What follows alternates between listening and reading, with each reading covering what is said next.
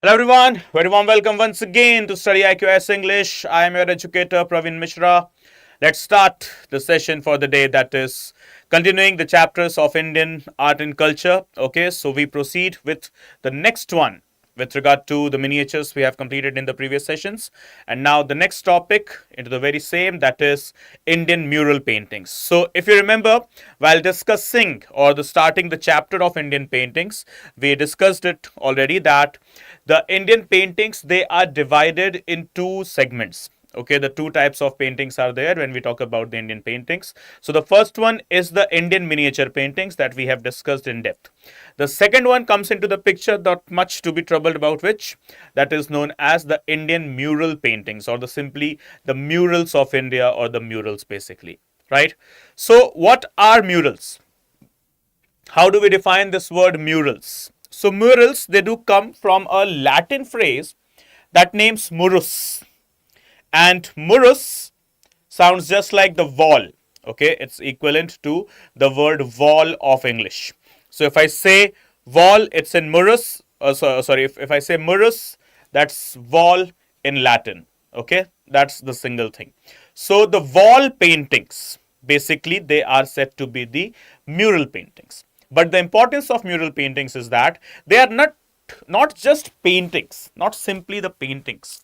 They are beyond paintings, though they are considered as a painting, but literally these are something that we can call it as sculptures, as they are 3D. Okay, that is purely 3D. Okay, if we try to go ahead with a correlation, if you remember, while we were discussing the Mughal school of Indian miniatures. So, in that Mughal school of Indian miniatures, we had a segment where we discussed about Akbar, right? Akbar, he started something new. And what was something new? 3D miniature paintings.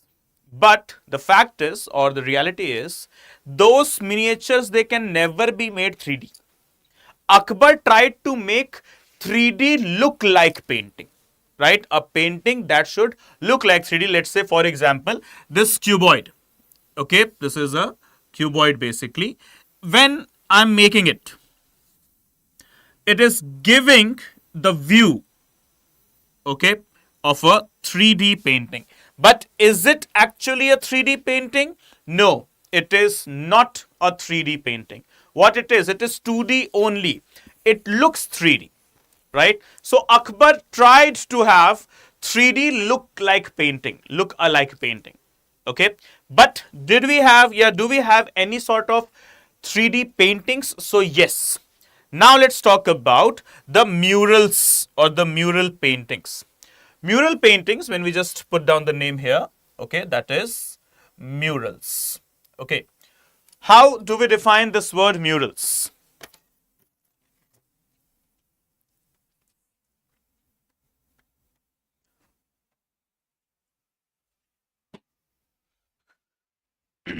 Okay, so murals basically, once we have already discussed this now, that is murus.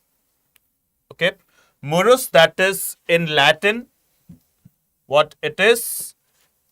Wall. So wall paintings basically, they are what?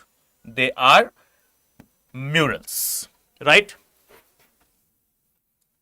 What are they? Murals, that are wall paintings. Okay, so absolutely 3D in nature, truly totally three-dimensional in nature.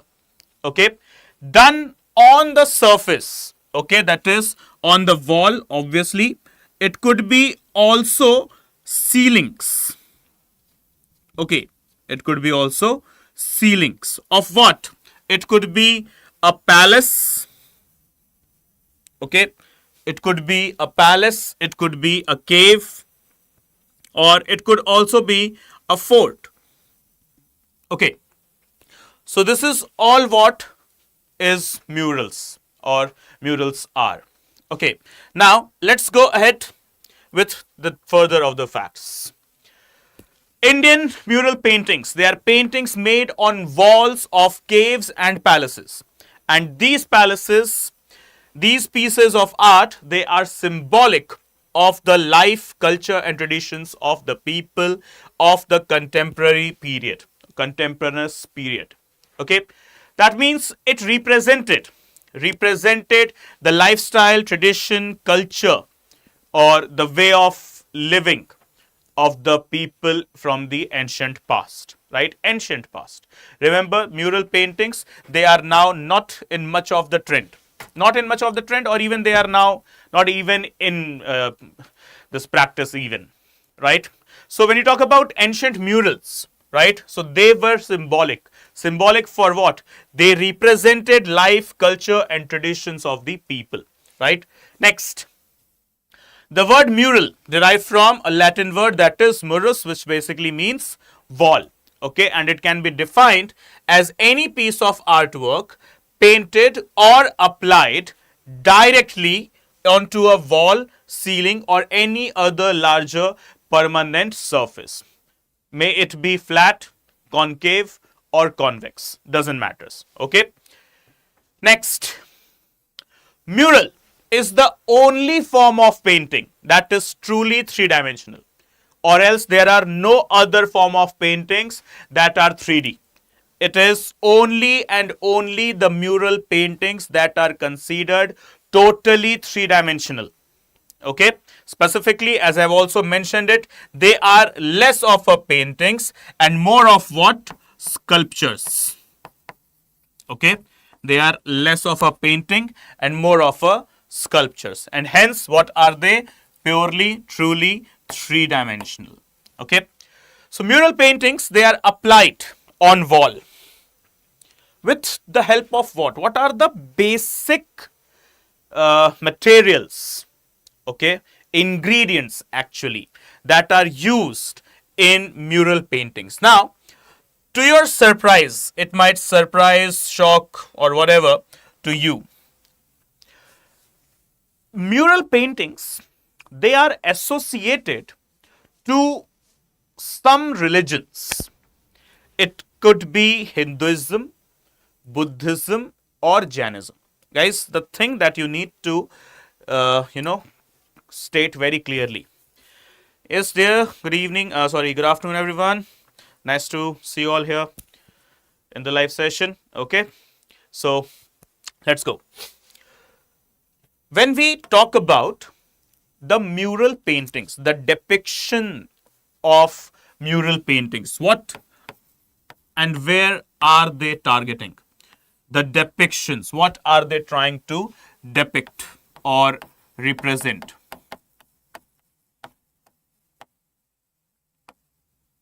Okay.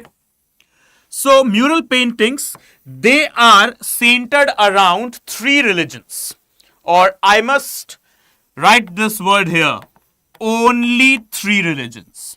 And what are these three religions? They are Hinduism, then they are Buddhism, and then they are Jainism. Okay, so Hinduism, Buddhism, and Jainism. So these are the only three religions that are represented through the mural paintings. No fourth religion. Neither it would be Islam, neither it would be Christianity, neither it would be Sikhism or Zoroastrianism or anything. Right? Only and only three religions in India. Right?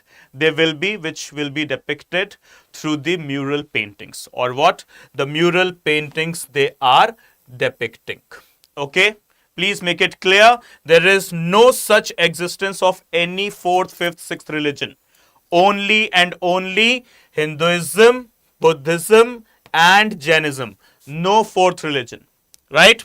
Now to the surprise. Hinduism, Buddhism, Jainism. All of them, and specifically the other two, Buddhism and Jainism, means like more staunchly, they do promote vegetarian food.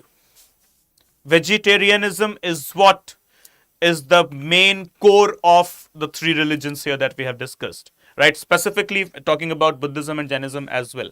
But as you can see, the artists of the time, the materials or the ingredients what they have used for creating or making of the mural paintings. So here we go. So drywall with the major use of egg yolk, some sort of oil, okay, plaster, mud plaster, lime plaster, animal fat, vegetable fat, they are all used. They were all used while making what? The mural paintings depicting Hinduism, Buddhism and Jainism. But still, we have got the evidences that the Indian mural paintings, they used to have the ingredients as the animal fat, vegetable gum, okay, egg yolk, etc. Okay, so to your surprise, as I already stated. Okay, so don't get confused that no egg yolk or animal fat cannot be used. It has been used. Okay, scientifically it has been represented, proven that yes, it has been used. Okay, so the color materials on the mural paintings in ancient India were derived from the natural materials like terracotta, chalk, red ochre, yellow ochre, mixed with animal fat. Okay, as you can see it clearly, mixed with what? Animal fat. So chalk, okay, terracotta, fine, red ochre, fine, yellow ochre, fine. But this is confusing for you, okay, as we are talking about Buddhism, Hinduism and Jainism. But still there is the mentioning of usage of egg yolk along with animal fat, okay, as the ingredients of what? Ingredients of the mural paintings, right? Next, the subjects included. What are the subjects or the representation in religion? What are the things that are specifically represented? So the murals, they represented figures of human beings, animals, hunting, family scenes, court life, deities, and specifically majority of the murals that we find in India from Ajanta to Sitan Vasal, okay, or maybe Bagh caves as well, they focus majorly on Buddhism and specifically the life and times of Lord Buddha. So a book is written on the life and times of Lord Buddha that is termed as Jatak. Okay, termed as what? Jatak. So when you talk about Jatak tales, so it is representing what? The life, the legends of Lord Buddha. So simply speaking, what is Jatak? Whenever you encounter the term Jatak, okay, it's not Jataka, please make it clear. Do not pronounce it as Jataka. No, it is Jatak. Okay, so Jatak, it is all about the legend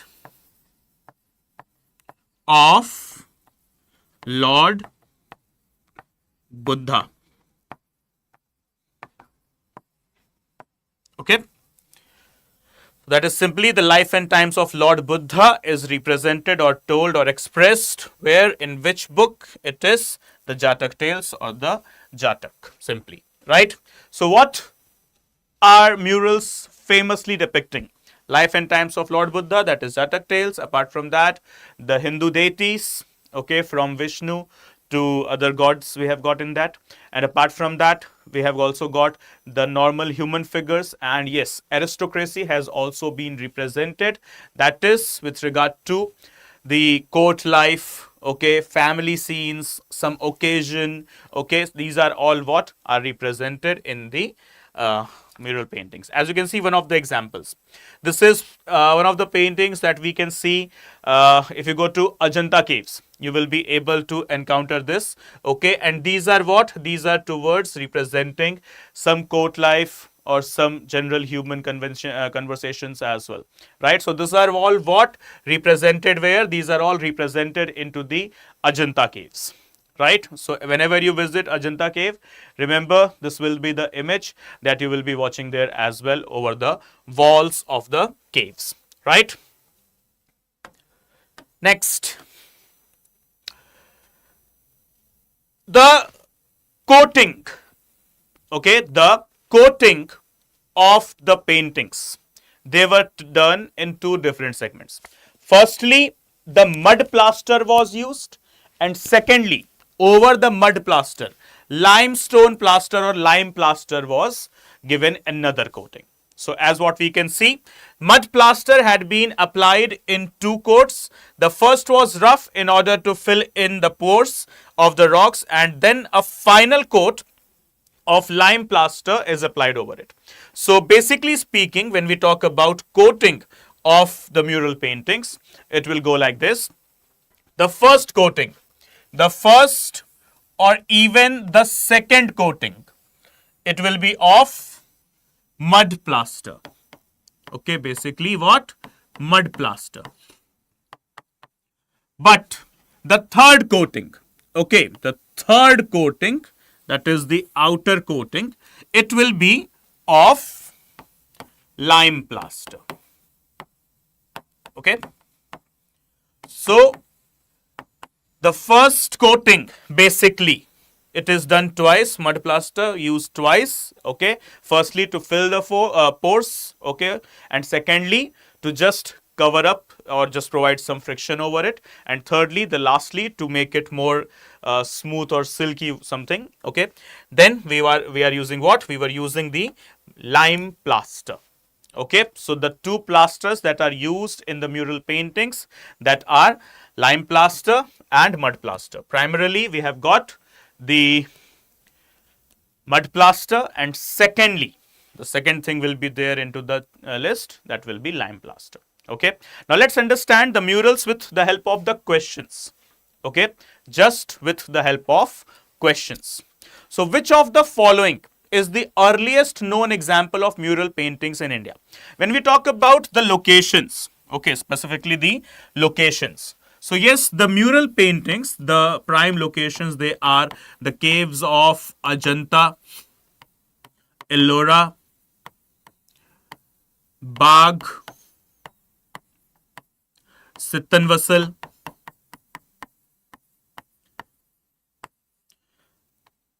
Armamalai. Okay, so it's not like that these are the only places where do we encounter the mural paintings. These are the most prime locations when we talk about the mural paintings. Okay, so they are Ajanta, Ellora, Bagh, Sittanvasal, Armamalai, and along with, yes, one more we have got the Elephanta. Okay, so these are the major locations. Okay, major locations. There are other locations as well, but when we talk about mural locations, mural paintings, the primary locations that are discussed: Ajanta, Ellora, Bagh, Sittanvasal, Armamalai, Elephanta. Okay, the others are also there, but these are the primary ones. So as we talk about here, which of the following is the earliest known example of the mural paintings in India? Earliest known example. Okay, so that is earliest known example, that is the first of them. Okay, the most ancient, the most historical, simply most old.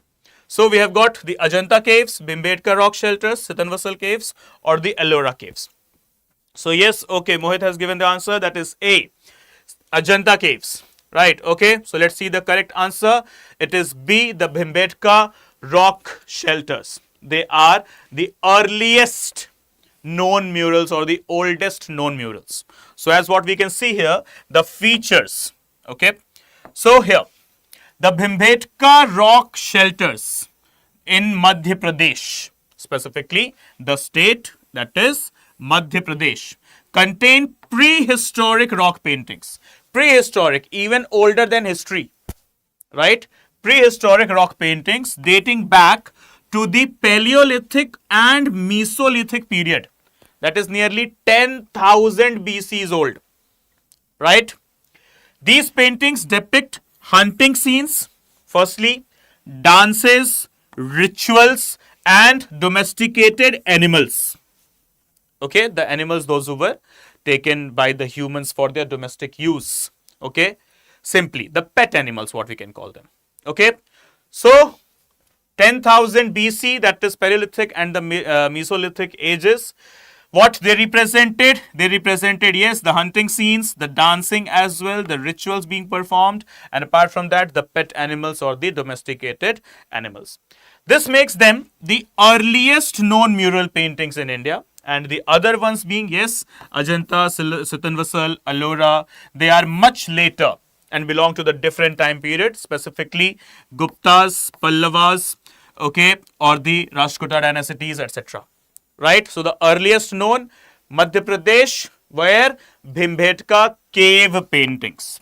Next, consider the following statements regarding Ajanta murals. Okay, which one? Ajanta murals. So the first statement, they belong to both the Hinayana and Mahayana phases of Buddhism. Second, they primarily depict scenes from Jatak tales. Third, the paintings were executed using the fresco secco technique. So which of the statements given above is or are correct? I know you might be thinking that we are not yet aware of the locations and the fresco secco technique. So how can we go ahead with the answer? No problem. Take a rough guess. Okay, Mohit. So you have stated C. Right, okay, so let's see the correct answer. What is the correct answer? Will it be A, B, C or D? So the correct answer is A, that is 1 and 2 only. Okay, so let's discuss the features. When we talk about the Ajanta caves that are present in the state of Maharashtra, it contains paintings from the Satvahana period, specifically between the 2nd century BC and the later Gupta period, that is from 5th to 6th century CE. Okay, so from 2nd to 6th century BC, what we can say. They include depictions from both Hinayana, that is aniconic phase, and the Mahayana, that is iconic phase. Okay, so they represent the Hinayana as well as the Mahayana phases of Buddhism.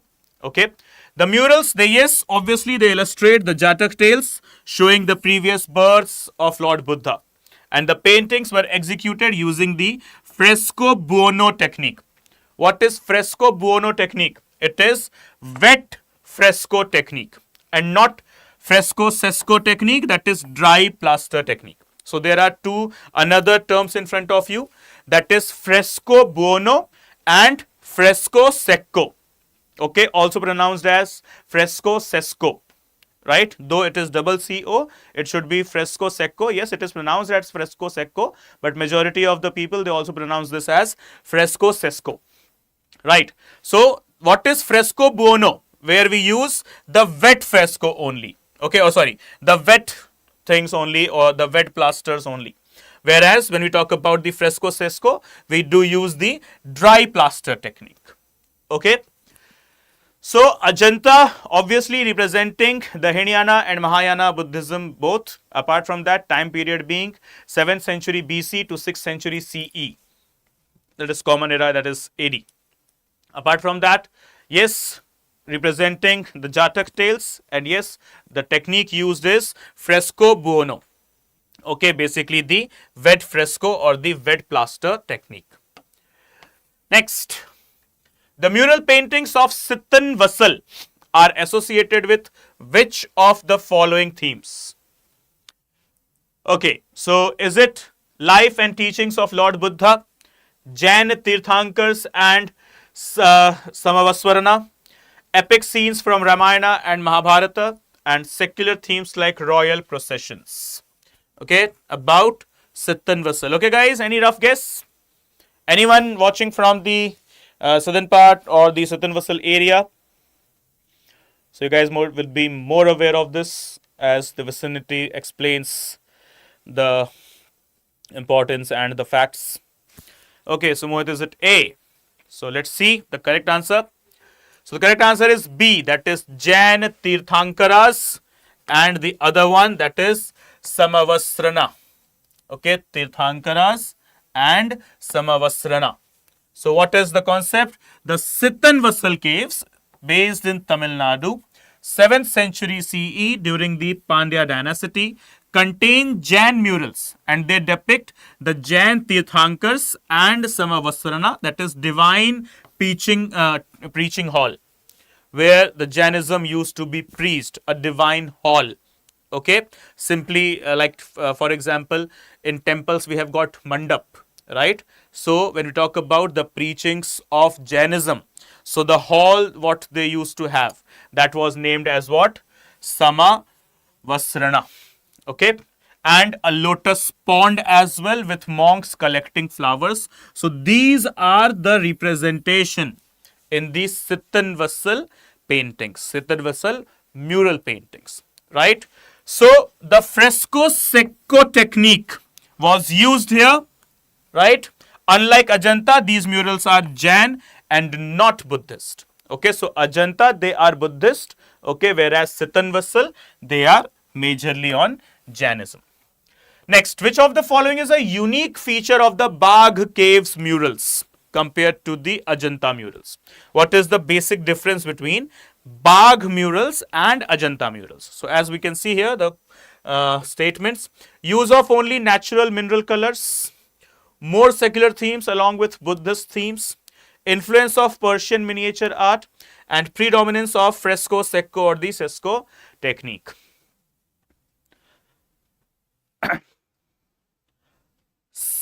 Samavasrana, that is the hall of preaching, the divine hall of preaching of Jainism.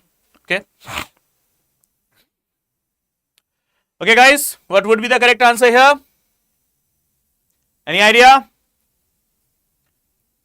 Okay, so let's see. Okay, C is the correct answer as according to Mohit. So, no, dear, it's B. That is more secular themes along with Buddhist themes. So, what are the features? Okay, so you can understand it with this. The Bagh caves, that is in Madhya Pradesh, dating between 5th to 7th century CE, resemble Ajanta in style, but have more secular themes. Okay, but they have more secular themes along with Buddhist ones. So they had Buddhist themes as well along with Buddhism. They were representing some non-religious things as well, like for example, the processions like Bharat, royal processions, okay, decorative patterns and human figures with expressive emotions. So Ajanta is purely religious, whereas Bagh is the combination of religious as well as secular themes. So this is what the basic difference between Ajanta and Bagh caves, right? Next, which of the following regions is known for Vijayanagar era murals? Yes, guys, any answer for this? Vijayanagar era murals. Which would be the present or the prominent location? Hampi, Badami, Thanjavur or Lepakshi? Okay. So, very quick, Mohit. Option A, rest. Other people? Other people watching live? Any answers? Okay. So, this time also you're wrong there. It's not A. Okay. It is actually Lepakshi, D. Okay. That represents the Vijayanagar era murals. Okay. So, which of the following characteristics are common to both Ajanta and Ellora murals? So, what are the factors? Use of natural mineral pigments, depiction of Buddhist, Hindu and Jain themes, fresco secco technique of paintings, and patronage of Gupta rulers. So, select the correct answers. So, A, B, C and D, 1 and 2, 1 and 4, 1, 2 and 3, 2, 3 and 4. Yes, guys, go on. With regard to the Ajanta and Ellora mural paintings, the common facts between them, the common connecting dots between them. Okay, let's see the correct answer. So it is A, 1 and 2 only. Ajanta and Ellora murals both use natural pigments like ochre, red, blue and green from minerals and plants. Ajanta is exclusively Buddhist, while Ellora has Buddhist, Hindu and Jain themes. And next, Ajanta used the fresco buono technique, that is paintings on wet plaster, whereas Ellora fresco secco technique, that is dry plaster. Then Ajanta flourished under the Gupta patronage, but Ellora, it was supported by Rashtrakutas and later on Chalukyas. Okay. So guys, that's it with regard to the mural paintings. This is all what you need to read. Okay, so need not worry about that. The areas of Kerala, Madhya Pradesh, and even the cave paintings, we need to read them all. Not mandatory. Okay, you just focus on most of the important things. Okay, so the most of the important things, as in what we have discussed with regard to the question. Okay, and apart from that, the most wonderful thing about the subject is it will provide you some connections with, not connections, some connections, direct connections with the current affairs segment as well. So if you're watching our daily current affairs program, that is also I'm taking live at 9 a.m. in that segment also, majority of the things that we are discussing, okay, in polity or art and culture classes, they are getting repeated. So just watch all the sessions so that you are able to connect your current affairs with your static portions, right? Okay, sir, can you please explain this again? Sure, dear. Okay, sir, next class live we will be meeting at 8 p.m. okay, for Indian polity, right? So yes, why not, let's discuss this again. See, Ajanta and Ellora murals, they both used the natural colors. Natural colors as in they take out the colors from the natural resources itself, okay, from the natural materials, specifically the colors being red, blue, green, okay. And apart from that, Ajanta cave paintings, the theme of the Ajanta cave paintings, they are basically or only based on the Buddhist stories, the Buddhism's events. Whereas when we talk about the other one, that is Ellora, they have Buddhist events, the stories of Buddhism, Hinduism, as well as Jainism. So this is what the basic difference. And when we talk about the dry plaster and wet plaster, so as what we can see here in Ajanta, we are using a technique that is wet plaster, that is the fresco buono. Whereas in Ellora, we are using the dry plaster technique, that is fresco secco or the fresco secco. But the next thing, Ajanta, it flourished under the patronage of which kingdom? Gupta kingdom. But when you talk about Ellora, it flourished under the later kingdoms like Rashtrakutas and Chalukyas. Okay, dear Varsha, I think I'm clear.